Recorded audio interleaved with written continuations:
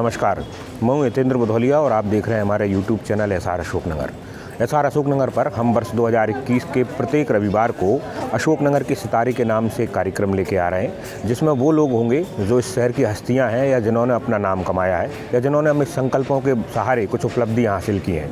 तो आज दूसरा रविवार है। पहले रविवार को हमने इस कार्यक्रम को संकल्प के तौर पर लिया था और शुरुआत कर दी थी, मगर औपचारिक तौर पर आज इसका पहला एपिसोड आपके सामने लेके आए हैं। और बहुत खोजबीन करने के बाद जब सितारे ढूंढ रहे थे तो हमारी नज़र तारवाले बालाजी सरकार के पास आकर ठहरती है। ये वो स्थान है जो अशोकनगर शहर का सबसे बड़ा आस्था का केंद्र है और यहाँ से सितारे पैदा किए जाते हैं। तो सोचा ये गया है कि सबसे पहले इसी दरबार का अभिनंदन गाते हैं और पहले तौर पर हम इस अशोकनगर के सितारे के रूप में या अशोकनगर को जिन्होंने सितारा बनाया उसके तौर पर तारवाले बालाजी सरकार को लेकर आए हैं। इस पूरे कार्यक्रम में हम उस पीढ़ी को ये बताने की कोशिश करेंगे कि आखिर इस मंदिर का ये जो स्वरूप आज आप देख रहे हो वो कहाँ से चलकर यहाँ तक आया है, इसके नाम के पीछे जो तारवाले बालाजी मंदिर है उस नाम के पीछे की क्या कहानी है और ये मंदिर आखिर बना कब था और इसके बनने के पीछे की कहानी क्या है। तो कोशिश सिर्फ ये है कि तारवाले बालाजी सरकार का जो अभिनंदन पूरा शहर गाता रहता है, इसमें जो आस्थाएं प्रकट करता है, तो लोगों को ये भी पता चल सके कि आखिर हमारी ये धरोहर इस इतिहास को किस तरह से आगे बढ़ा सकते हैं। तो गौरवशाली इसका अतीत है और बहुत बेहतरीन कहानी है, दिलचस्प कहानी है इसकी पूरी। और ये कोशिश ये है कि हमारा अतीत जो गौरव का है उसे वर्तमान से रूबरू कराया जा सके और हमारा जो भविष्य है या आने वाली जो पीढ़ियाँ हैं उस अतीत पर गौरव कर सकें, उसको याद कर सकें। देखिए आखिर तारवाले बालाजी सरकार की पूरी कहानी है क्या मेरे साथ। ये है अशोकनगर शहर की श्रद्धा एवं आस्था का सबसे बड़ा केंद्र, जिसे तारवाले बालाजी मंदिर के नाम से जाना जाता है। आज भव्य रूप में दिख रहा ये मंदिर किसी ज़माने में ऐसा नहीं था। करीब 1.5 सदी के इसके इतिहास को अगर खंगालेंगे तो इस मंदिर ने बहुत धीरे धीरे करके ये मुकाम हासिल किया है। जितनी लोगों में यह आस्था, श्रद्धा और अटूट विश्वास का केंद्र बनता गया, उसी तरह से इसका विकास भी होता गया। करीब 1.5 सदी पहले आज के जो मंदिर के पुजारी हैं रामेश्वर दयाल मिश्र, उनकी तीसरी पीढ़ी के एक बुजुर्ग ने इसकी स्थापना की थी। इसके बनने का अपना एक बड़ा कहानी सामने आई है। साथ ही लगातार इसके विकास और इसके नाम को जो है तारवाले बालाजी मंदिर पड़ने के पीछे की भी कहानी रही है। इस मंदिर के बारे में लोगों को ज़्यादा जानकारी देने और लोगों की उत्सुकताओं को समाप्त करने के उद्देश्य से हम निकले हैं। तो खंगालने की कोशिश कर रहे हैं इसके इतिहास को। ढूंढते ढूंढते हम पहुंचते हैं अशोकनगर शहर के एक ऐसे ज्योतिषाचार्य को जिन्होंने कभी 9 दशक की अपनी जीवन यात्रा में इस मंदिर से बहुत कुछ सीखा है, देखा है। उनकी कविताओं में ये रहा है। तो पंडित जी, आपका पहले तो बहुत बहुत स्वागत। हाँ। और आपसे जानना चाह रहे हैं कि आपने बहुत लंबे समय से इसको देखा है। हाँ, देखा है। तो शुरुआत में कैसा दिखता था? शुरुआत में छोटी मड़िया थी जी, और फिर ये बड़ा मंदिर बन गया। लगभग कितनी रही होगी वो, कितनी बड़ी थी?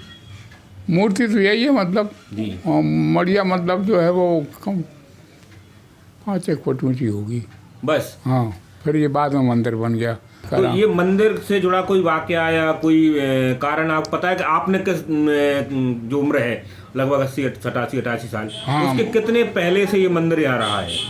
ये सन 45 से मैं अशोकनगर आया हूँ, तब से देख रहा हूँ इसको। जी। सन 45 माने कितने 55 और 20 75 साल हुए करीब। जी।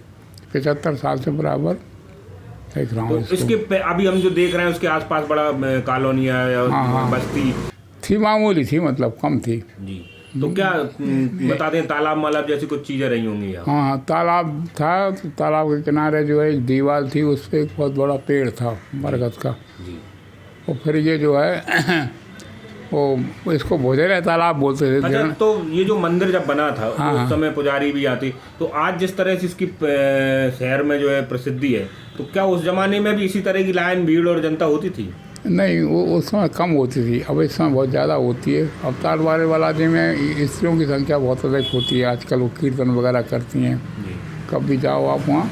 तो आपने जब 70-75 साल पहले देखी तो महिलाएं नहीं होती थी तब? हाँ, कम आती थी, मतलब लेडीज कम आती थी। अब तो लेडीज बहुत ज़्यादा आती हैं, पहले पुरुष जाते थे।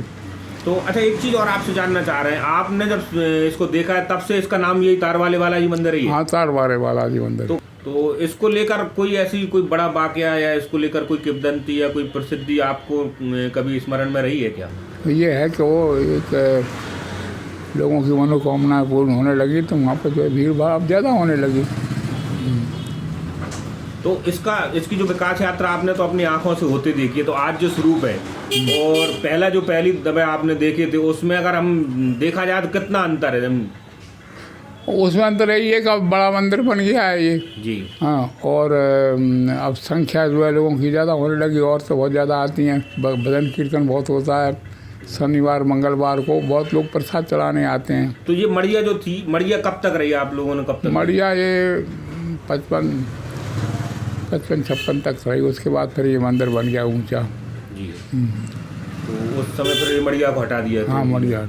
अच्छा, मंदिर में तारवाले बालाजी की एक मूर्ति है, उसके अलावा और भी 2-3 मूर्तियां हैं जिसमें ये सब बात की हैं ये। अच्छा। एक वो जैन थे, जैन परिवार शिव जी के भक्त थे, शिव जी की उन पर कृपा हुई तो उन्होंने शिव जी की मूर्ति स्थापित करा दी बाजू में मंदिर बनवा कर, क्योंकि वो बहुत प्रभावित हुए शिव की भक्ति से, उनको कार्य में सफलता मिली।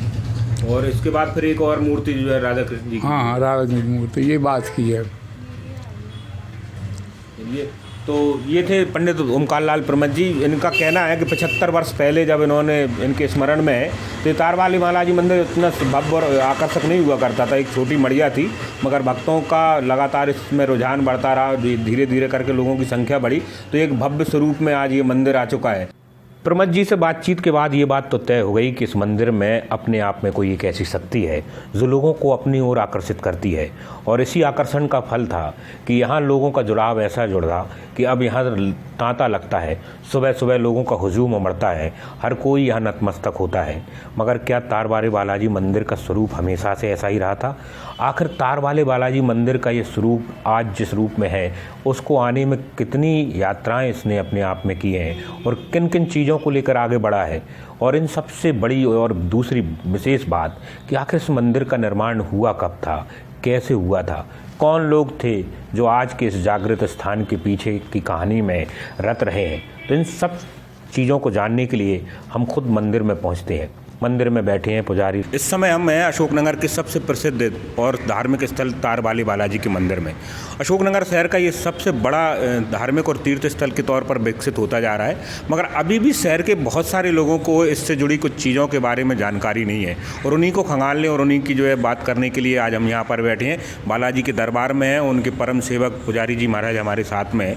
हम उन्हीं से ये जानेंगे कि आखिर इस मंदिर की शुरुआत कैसे हुई, और इसका जो नाम है तारवाले बालाजी मंदिर, जब किसी भी शहर में इस नाम को बोला जाता है तो भले ही लोगों को अटपटा लगे, मगर इस शहर के लिए सबसे बड़ा और अधिष्ठात्र स्थान है। तो पंडित जी, आपका पहले तो बहुत बहुत स्वागत।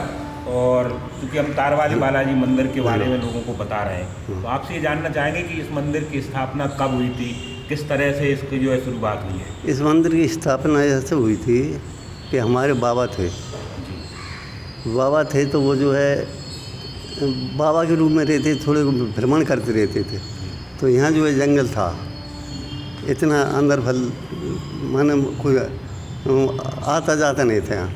तो वे घूमते इधर आए, तो यहाँ जो है उनको मूर्ति मिली, उनके यहाँ उन्होंने प्रतिष्ठा करा दी, 4 पत्थर गाड़ के उस पर जो है उनको विराजमान कर दिया। जब से तारवाले वाला। अच्छा, ऐसा सुनने में आया कि उनको भी इस चीज़ का लेकर स्वप्न आया था, या किसी तरह की एक जो है? हाँ, उन्हें स्वप्न आया था।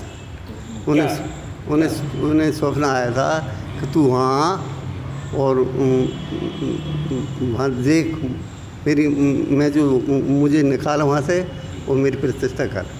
तो उस समय क्या मतलब एक छोटा सा स्थान, किस तरह के स्वरूप में था वो स्थान? वो 4 फर्शी थी, बस 4 फर्शी, और एक फर्शी 2 फर्शी ऊपर रखी थी, उसमें जो है उनको विराजमान कर दिया था।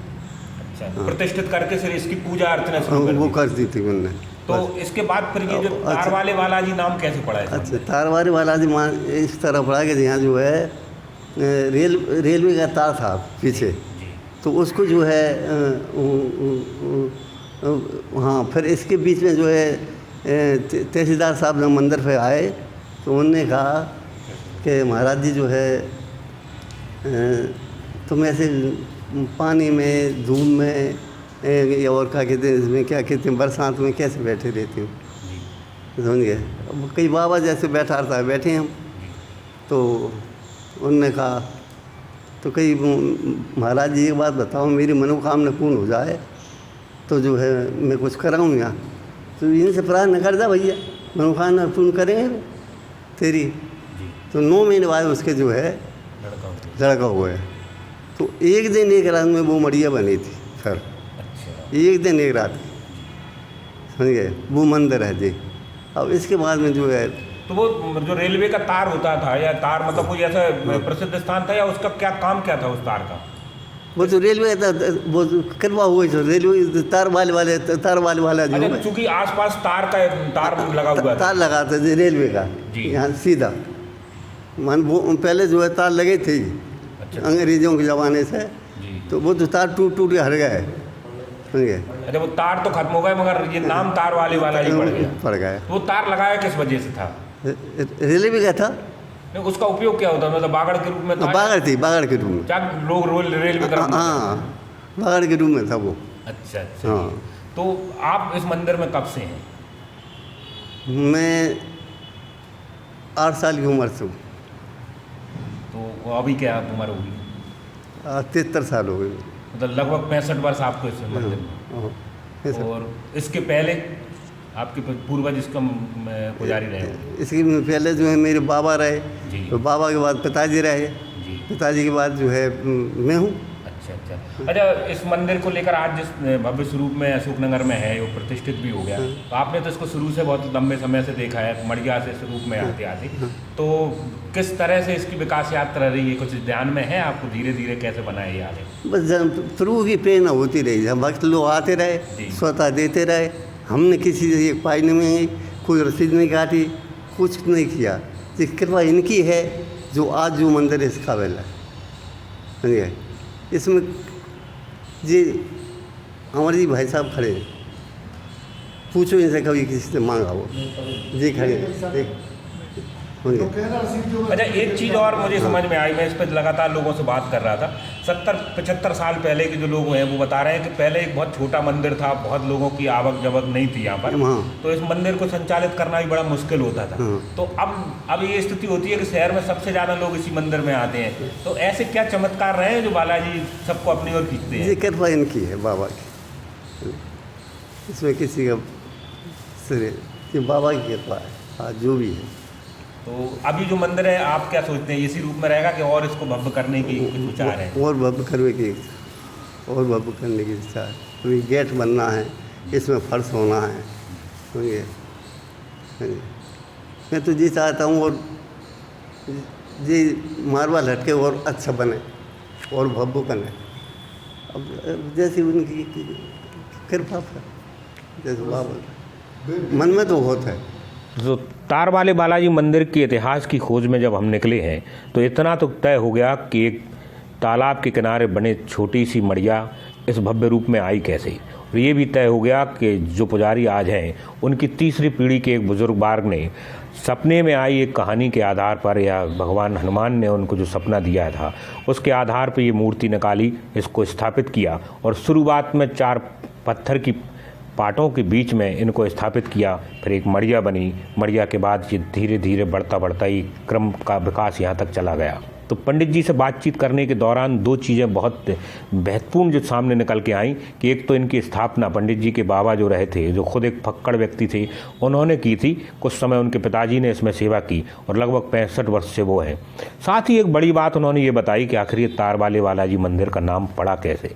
तो उन्होंने बताया कि रेलवे का एक तार इसके पीछे लगा था जो सुरक्षा की दृष्टि से लगाया गया था, और धीरे धीरे यही नाम भगवान हनुमान जी के रूप में प्रचलित हो गया और आज इस शहर में यह सबसे बड़ी आस्था का केंद्र है।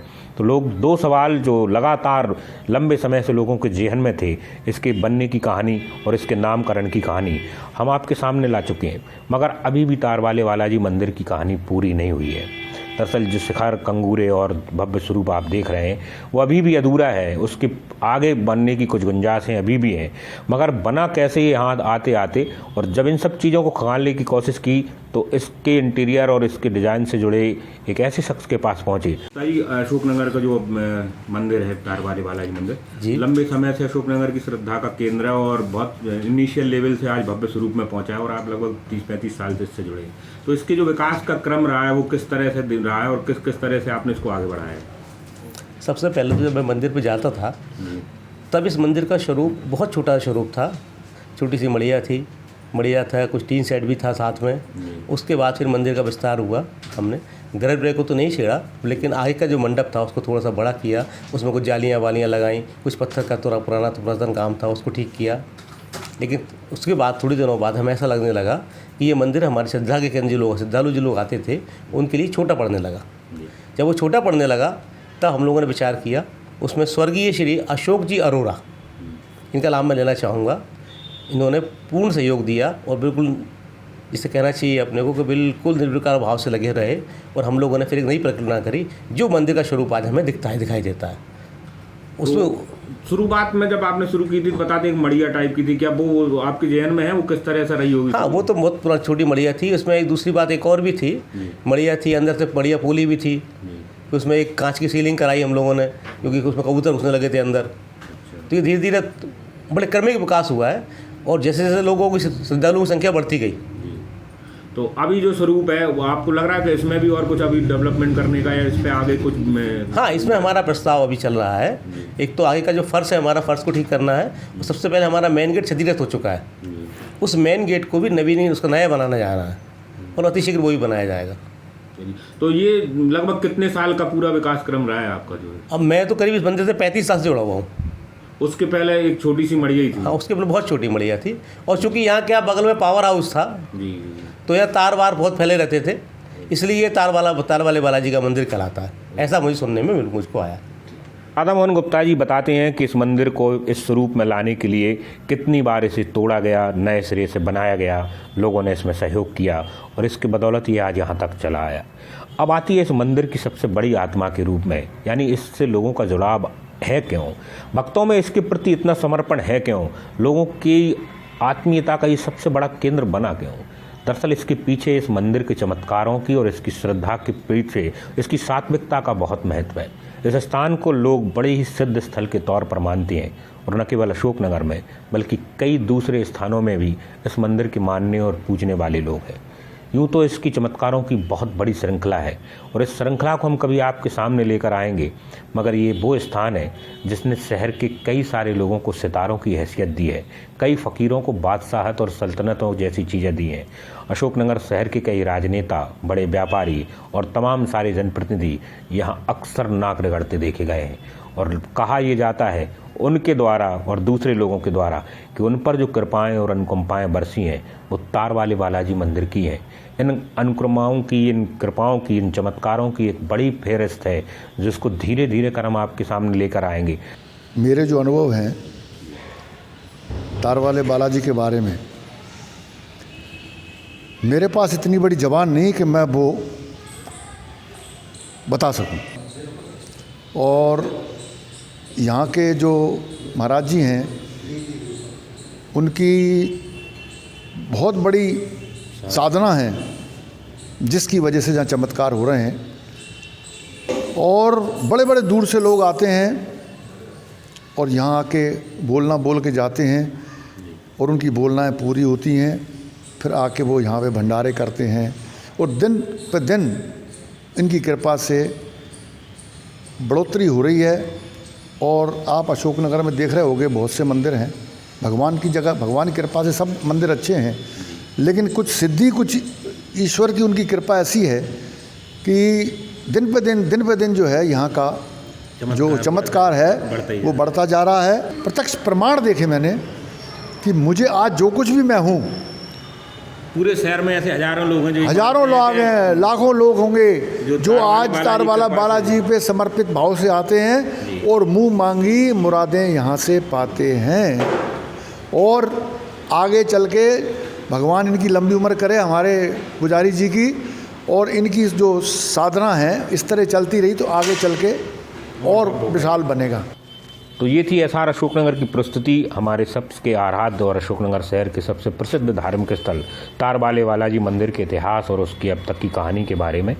उम्मीद है कि आप लोगों को अच्छा लगा होगा अपने उस स्थान के बारे में जिसे आप मन में श्रद्धा के साथ निरंतर पूजते हैं, उनका स्मरण करते हैं, हज़ारों लोग नमन करते हैं। उनके सामने बालाजी दरबार में छोटी सी प्रस्तुति हमारी कि आखिर इस रूप में पहुँचने से पहले इस दरबार ने कितनी विकास की यात्राएँ की। बोलिए तार वाले बालाजी सरकार की जय।